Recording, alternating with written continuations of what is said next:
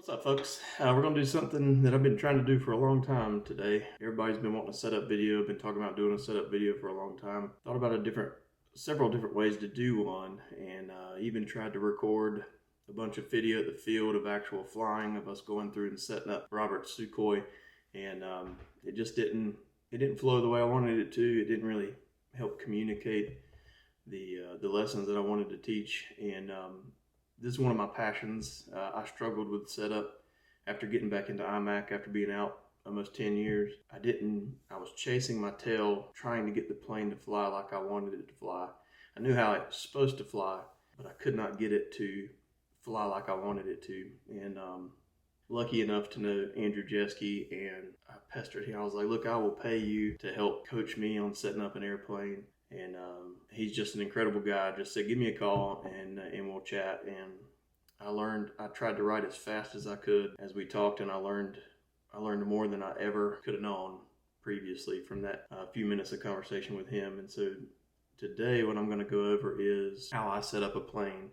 And a lot of that is based off of what he's taught me and a couple of other things from other people that have, from Ty Lineman, Brandon Rosenquist, a lot of really awesome guys that have really helped me out a lot in the last year and a half since I got back into IMAC. And I know that's one of the biggest struggles of any IMAC pilot, especially the lower classes, even up through intermediate. Setup is such a crucial step that if you're not getting it right, you're not flying a plane that is helping you fly the sequence as good as you can. So what we're going to do is, instead of trying to do some live video actually at the field, I'm just going to talk through with a stick plane signed by Santi. Shout out Santi, great guy as well. Stole a lot of tips from him at Nationals last year as well. But anyways, how I set up an airplane. First and foremost, get everything close as far as CG goes. It doesn't have to be perfect. Just make sure it's not drastically tail heavy to do your first flight. I should have prefaced all this by saying this is an IMAC setup, not for 3D. We were always taught when I was younger, you don't 3D your IMAC plane. And if you set it up correctly, you almost don't even have the throws or the capability to even 3D it. So anyways, this is an IMAC setup. So get it just close to neutral, safe for the first maiden. Get it up flight, get it trimmed, make sure it's as straight flying as you can, getting the trim set. And then from there, the very first step, and it has to be the first step. You cannot skip any of these or go through in different order. They have to be done sequentially, one after the other. And the first one is CG. And everybody's always heard the inverted 45, and you see it, you want the nose to kind of trail off towards the canopy in the inverted 45, and that means it's nose heavy. The problem with that is wing incidents could be an issue, stab incidents. There could be other things contributing to that pitch to the canopy. So the best way to check CG is actually a knife edge. What you're going to do is set up in knife edge and fly away from you. Okay, so you're gonna be seeing the plane like that. You're gonna fly it away from you, and if it pitches to the gear, hands off and knife edge, then it's tail heavy. If it pitches to the canopy, it's nose heavy. So that's the very first thing you're gonna do is fly knife edge. And I should go ahead and mention too, I like to set my rudder deflection for IMAC flying with about half to 2/3 throttle, full rudder deflection, full stick at half throttle to 2/3 throttle, and let that hold level knife edge. So you're not climbing or descending in that knife edge when you're holding full rudder at half to 2/3 throttle. Then you've got a really good rudder deflection for snap rolls, for regular IMAC flying. So I'll just mention that off the bat there. But so you're flying that knife edge, fly it directly away from you so you can see really well what it's doing. If it pitches to the gear, it's tail heavy. If it pitches to the canopy, it's nose heavy. Change your batteries around, move CG. Last resort, add weight to get that plane to fly knife edge as perfectly straight as you can, hands off. Once that's done, the CG is correct. We're not worried about the rollout tendency. Almost every plane is going to have a rollout tendency in knife edge. If you're right rudder, it's going to want to roll out to the right. If you're doing left rudder, it's going to roll out to the left. We're not worried about that right now. Do not mix that out yet. We're going to do mixes very last, actually, as far as those things go. So once CG is correct, you can verify that with the 45, the inverted 45. You should see the slight trail off. In inverted flight, You should not need a massive amount of down elevator. You should need a touch of down elevator to keep level flight. It should not fly hands off inverted. Once you're happy with the CG and you got that hands-off knife edge as far as pitch goes, again, we're not worried about ailerons here. When you get that done, the next step, only then is the next step, is thrust. You're going to do, I'll set the right or left thrust first. And the way we do that is pull an upline directly away from us. And again, you'd see it like that. You're going to fly directly away from you and pitch up to a vertical. And get it as perfectly wings level as you can and make the best pull to vertical as you can without inducing any kind of aileron. And then hands off, full throttle, and see if the nose drifts right or left on that upline. Most planes are going to need just a touch of right thrust. So it's going up and it's wanting to go left. So what we're going to do is mix a touch of right rudder at full throttle so that you only get the right rudder at full throttle and no other time. You keep dialing that mix in until you pull that vertical away from you and it tracks as straight as it can. No plane's going to track 2,000, 3,000 feet perfectly straight, but you want it to at least go past the altitude we would be doing in IMAC, and it should do that hands off when you get your mix right. Then and only then do we go to up or down thrust. And similar situation here, but you're going to come from the left and also from the right. We're going to test it both ways just to verify. But you're going to come from the left or the right, and you're going to pull a vertical right in front of you so that you're seeing the profile side of the plane. And again, try to be as perfectly wings level and pull a perfect upline, full throttle, and then hands off. And watch which way the plane wants to pitch, to the canopy or the gear. It's been my experience, most of them need just a touch of up. And so they're going to want to pitch to the gear a little bit as they climb up in that upline. And again, we're going to do the same thing. We're going to make a mix. We're going to apply, okay, if it's going to the gear, we're going to apply a touch of up elevator to full throttle and full throttle only. And then you keep doing that mix, you keep doing that upline until you get the mix dialed in to where it does just like the right thrust or the left thrust, and it makes a perfectly straight upline, hands off, at least to an altitude at or above, just above what we would fly in IMAC. And again, do those from both directions just to make sure that you're getting it right. This should not be 1 or 2 flights and done. This is like an all-day thing to just get close, and then it's something we tweak often. We're actually always testing these things and changing just to make sure, because wood expands, it moves, it twists, air is different. The wind could be just a little bit different one day than the other, obviously. So this is an ongoing thing. You can't do it in 1 or 2 flights and just be done with it. So again, that's the up and down thrust and the right and left thrust. Once that's done, and only once that's done, can you move to differential. And the best way to check differential, I should say, the way that I check differential, the way that I was taught, you're going to pull to a vertical. Same thing. You're going to pull to the same kind of vertical where you're seeing the profile side of the plane. You're going to do 1 1/4 rolls. If you're coming from the left, you're going to do 1 1/4 rolls to the right so that you see the canopy. And what it would look like for you is that. So once you do that, hands off, and then let the plane climb vertically, hands off, full throttle, and see which way the nose wants to go. What that tells us is if you pull to the vertical and you roll 1 1/4 times to see the canopy, and the plane wants to go to the right, that means that when you rolled to the right, the aileron that deflected up is causing more drag on this side than the aileron that went down on the other side, making the plane yaw off to the side. Which again is why you need to get the right thrust and the up thrust and all that done first. So that's not affecting, you know you've got a plane that flies straight up on an upline. So that the only thing changing now is that differential, adding a little bit of drag to one wing or the other. And so if you're coming from the other way, you're going to roll left 1 1/4 times to see the canopy. And again, watch to see which way the nose goes, hands off. If you roll left and it wants to go to the right, that means the down aileron was causing more drag than the up aileron. And so you go into your mixes and you dial back whichever aileron you need to, so that when you pull that vertical and you roll 1 1/4 times, the plane continues to track straight on that upline. Once you've done that from both directions, so that you roll right and you roll left, okay, then your differential is spot on. And then you can move on to your mixes and stuff like that, you can then you can do your downline mix, flying idle downline. Every plane's going to want to pull out to the canopy on a downline because as it increases in airspeed, the wing create more lift. The plane wants to fly out of that downline. So every plane's going to need just a touch of down elevator at full throttle, on a downline. So then you can start doing your mixes like that. We're going to get the downline mix right. Then you can finalize your knife edge mix. You should already have the elevator side of it because of the CG.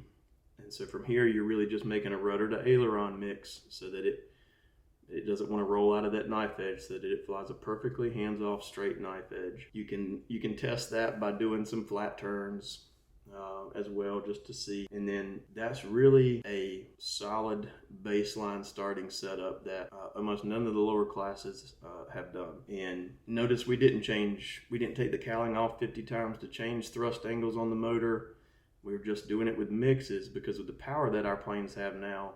You really only need that adjustment at full throttle. Anything below that, having that right thrust or that up or down thrust is really not necessary.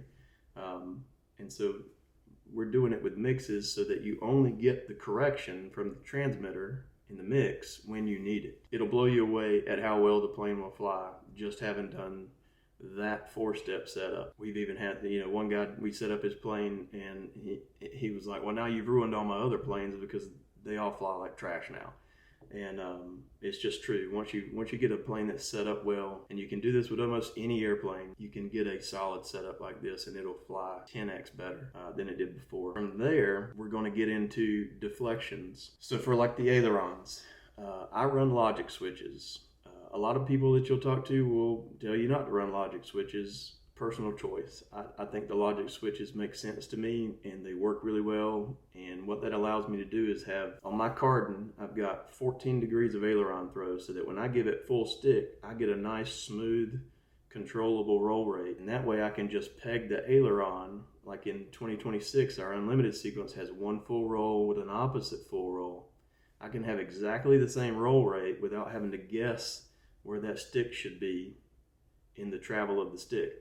I just peg the stick, I get one direction, I peg the stick the other way, I get the exact same roll rate both directions. And then, because that's not nearly enough aileron deflection for a snap roll, the logic switch only activates when I peg rudder and aileron to the max. Once both of those combinations happen, then all of a sudden the transmitter gives me an extra almost 16 degrees of aileron throw, close to 30 degrees on my ailerons on the Carden. That's going to be different with different wingspan, different wing weights and all that jazz. But the point being that 14 degrees is just not enough for a snap roll. And in my opinion, if you got too low of an aileron throw, and you see this a lot in the lower classes, especially when sportsman starts to get that first positive snap, they get this big wallowing deep snap that gets them way offline, way discombobulated. They end up coming way up here and then having to pitch back down. And so what will help that is a much faster roll rate in the snap roll. It keeps it crisper and cleaner, keeps you on line better, and just it comes out cleaner. Another thing with low aileron throws, if you do those deep wallowing snaps, a lot of times when you let go of the sticks, you'll notice the plane wants to kind of mush another 45, 60 degrees sometimes. And that's because it's getting too deep in the snap and it's not coming out clean. With enough aileron deflection, you'll get a crisp snap that stops when you let go of the stick. And then another contributor to that is rudder deflection. Almost everybody has way too much rudder deflection. Combine that with low aileron deflection, you get this real deep, mushy snap that doesn't come out crisp, it doesn't come out clean, it doesn't stay on line very well, and it's hard to manage. And a lot of people think that, well, if I up my aileron throw a bunch, then I'm going to have a hard time stopping the snap.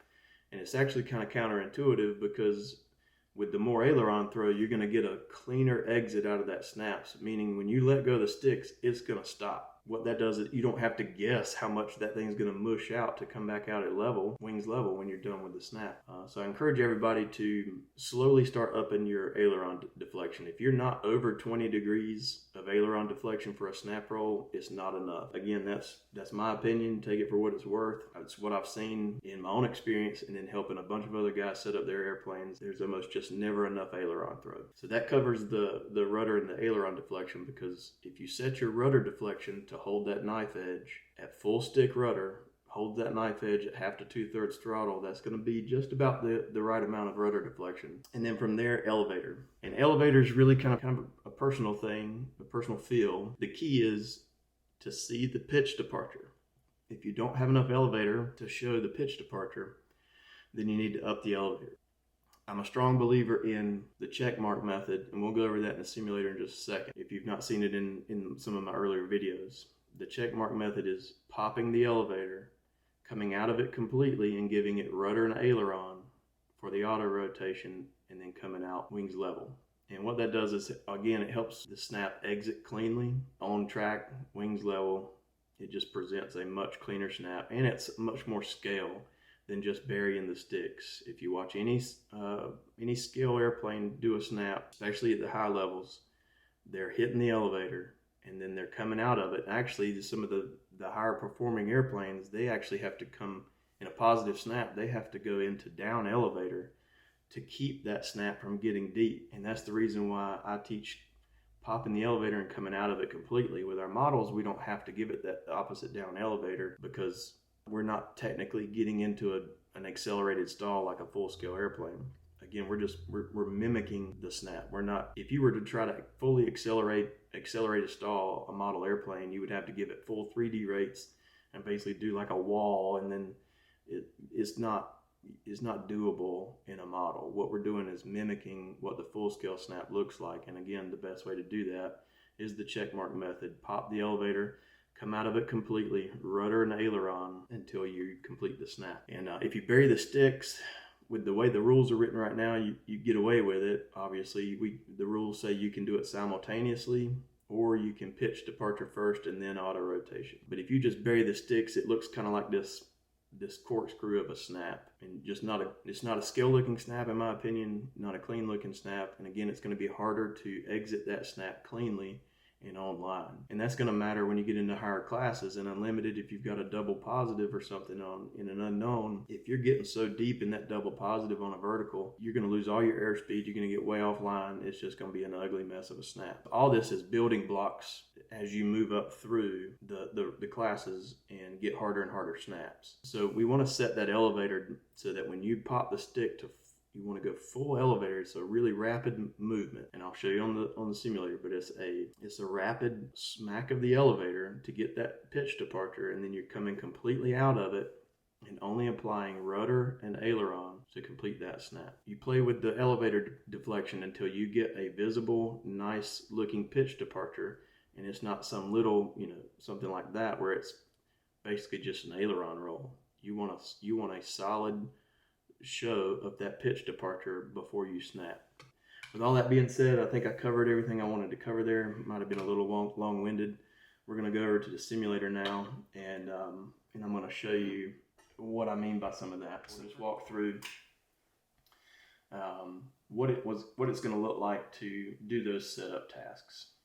So we've got the plane trimmed as good as I can get it trimmed on a simulator. And the first thing we're going to do is that CG. So I'm going to come left to right here, and I'm going to fly away from me so that I can see the tail of the plane, and I'm going to hold that knife edge, hands off, and I can see just maybe a slight move to the gear there. Again, we're not looking at the aileron rollout right now. We only want to look for the pitch departure, whether it's to the gear or to the canopy in that knife edge. And this being the simulator, CG's probably not making much of a difference here, but we'll check it again. It's pretty straight. We'll roll to the right. Actually wants to go to the canopy a little bit with the right rudder.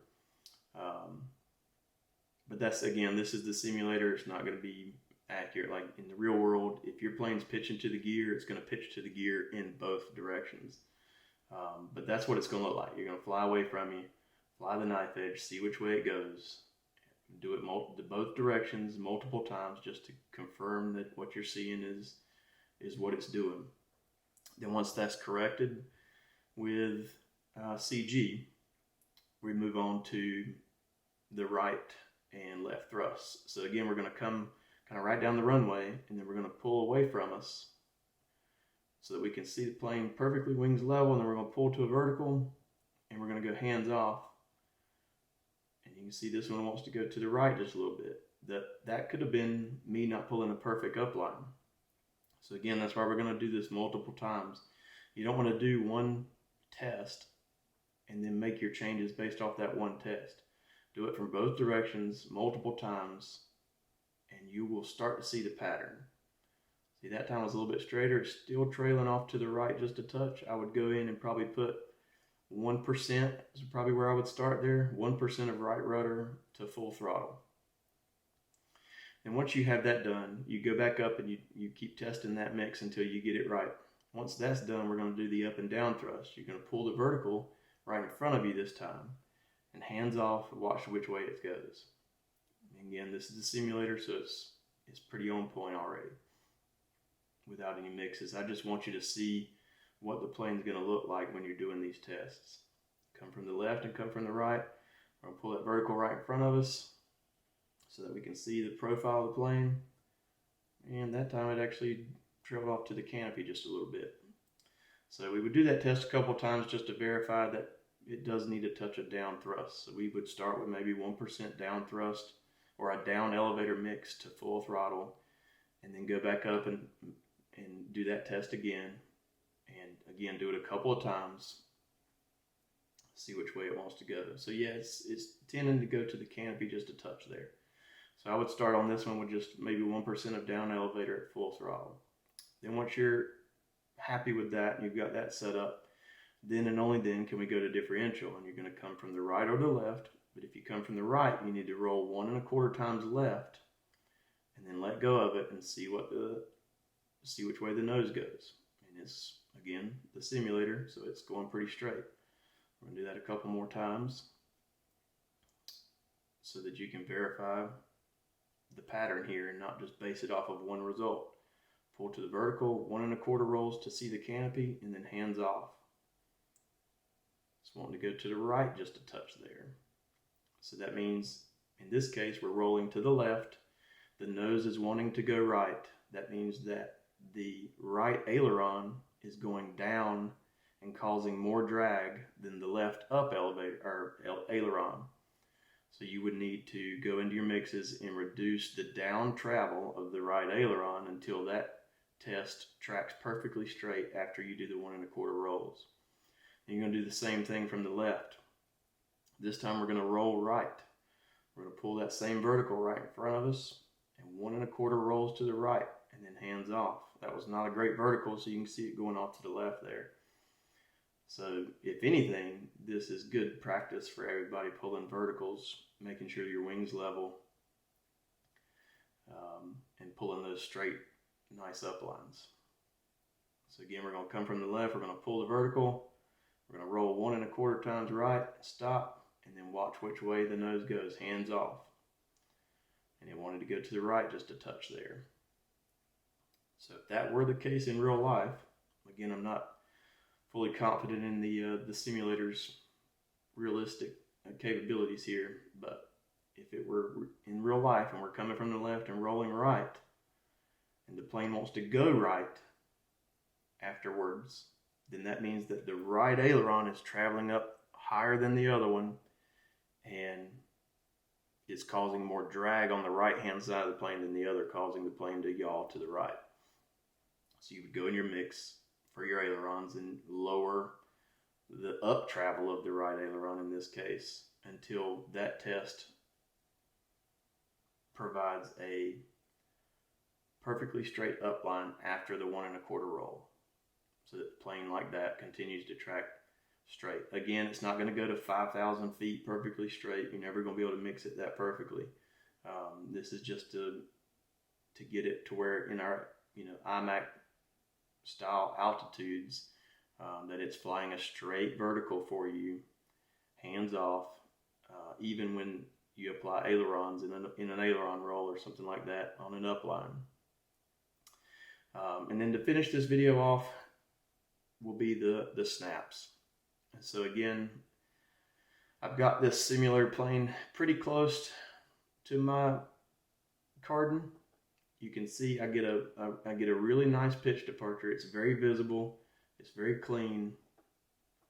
and then I come, if you watch the sticks, I come completely out of the elevator, and I'm just using rudder and aileron. So again, clean deflection on the elevator. It's a obvious pitch departure. And then an auto rotation with the ailerons and the rudders. These aren't perfect snaps, obviously. I'm trying to watch the sticks and talk through it all at the same time, but you can see what I'm trying to get at there.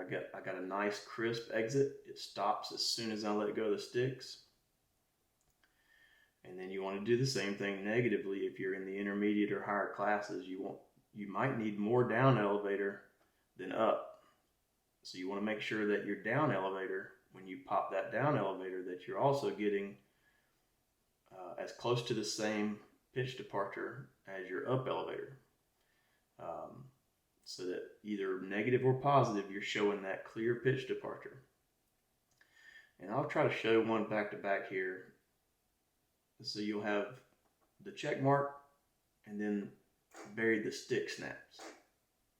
And so you can even hear maybe on the audio that it almost forces you to let go of the sticks, and I don't ever recommend that, to try to stop it.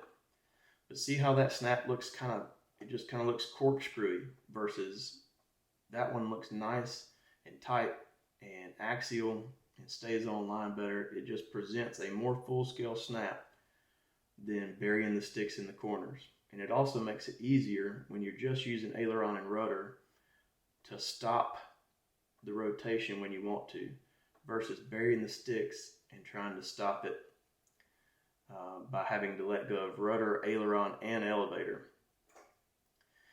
And again, this is even more important in the upper classes. Let's say we have a double positive in Unlimited. If you're doing a double positive here and you're burying the sticks in the corner, see how deep that snap got and how much airspeed I lost? Versus if I do it with the check mark method coming up, you can see how it's a little bit harder to see on the simulator, but you can definitely tell that the plane doesn't lose its airspeed because it's not getting so deep into that snap because of the elevator. And another thing I found is a lot of first-time sportsmen guys, they want to hit switches to do their snaps. So they'll set up their throws to where they get a snap like they like on a switch, and so they'll flip a switch, do that snap in sportsman, and then switch back out of it. I understand why that's something you would want to do, but you want to lay that foundation now to move up to other classes, and you don't want to get to advanced or unlimited and be flipping a switch every time you do a snap roll. So you want your basic IMAC setup, your low rate, whatever you want to call it, your flight mode, you want that to be where your snaps happen. That's again why I use logic switches. So that when I just use aileron, I get a nice, smooth, slow roll, but when I bury the sticks, I get that extra 15, 16, 17 degrees of aileron, and I get that fast, crisp snap. And that way I'm not having to judge where I put the stick, and you see how that one started out slow and then it sped up. You're trying to do point rolls, and one's slow and one's fast, because you're trying to guess where in this travel should my stick be to match the roll rate. Especially with a lot of expo, if you get it just a little bit past that, it's going to roll fast and it's going to be slow. Again, it's just personal preference there. The logic switches make so much sense to me, and they've helped me out a ton in my flying. And so I recommend it. I know a lot of people won't, but that's just my 2 cents on a snap roll. And so I think I've covered everything that I wanted to cover. If there's something that you wanted to see, well, let me start with this though, or let me end with this. So the only time I flip switches, since we're talking about flipping switches, is for hammerheads and spins and rollers. So I have a high rate rudder that I flip to do a hammerhead, so that I guarantee that I've got enough throw. And then I've actually found that how I like my spins to look is very similar to how I want my throws for a roller. So right now I have my spin rate and my roller rate are the same, meaning that I've got a lot less aileron, more elevator and more rudder. I have found that setup to work really well for me in the spin and the roller, and so that only leaves me with 2 switches that I have to flip, and it's all on one switch. So I've got a 3-position switch where just like on this simulator here, where all the way down is my precision rate, and then when I go to do a hammerhead, I flip it all the way up to the high rate, so that I get all that extra rudder to make a confident hammerhead. And then my middle rate is that drastically reduced aileron, increased elevator and rudder. That was a horrible snap or a spin because I was talking. But it increases the elevator and the rudder and reduces the aileron so that I get a nice, smooth, scale-looking spin. And like I said, I've just found that actually works really well for my roller as well, with the reduced aileron throw and the increase in elevator and rudder. That was the one thing that I did forget to mention earlier. That's the only time I flip a switch in Unlimited. I feel like that's really the only time you need to flip a switch. If you're having to flip a bunch of switches the entire time you're flying, one, you might forget to flip the switch in the first place and mess up your maneuver, or 2, you might forget to unswitch it after the maneuver, and then that screws up the next one. So I highly recommend simplifying your switch flipping as much as possible. This is what I have found that works for me, and that's what I try to teach everybody, because it just makes sense and it works, and it's simple. If I can keep things simple, that's what I like to do. So I think I covered everything that I wanted to cover. Gone a little long on this video, but it's one I wanted to do for a while. I hope that the talking head and simulator presents okay. We tried it with the video at the field, and it just did not flow like I wanted it to. I wasn't able to actually talk and teach like I wanted to teach as far as this setup goes, and it's a tedious process. And so use this video. I'll link the PDF for the steps that we went through in this video. You can print it out and follow it yourself.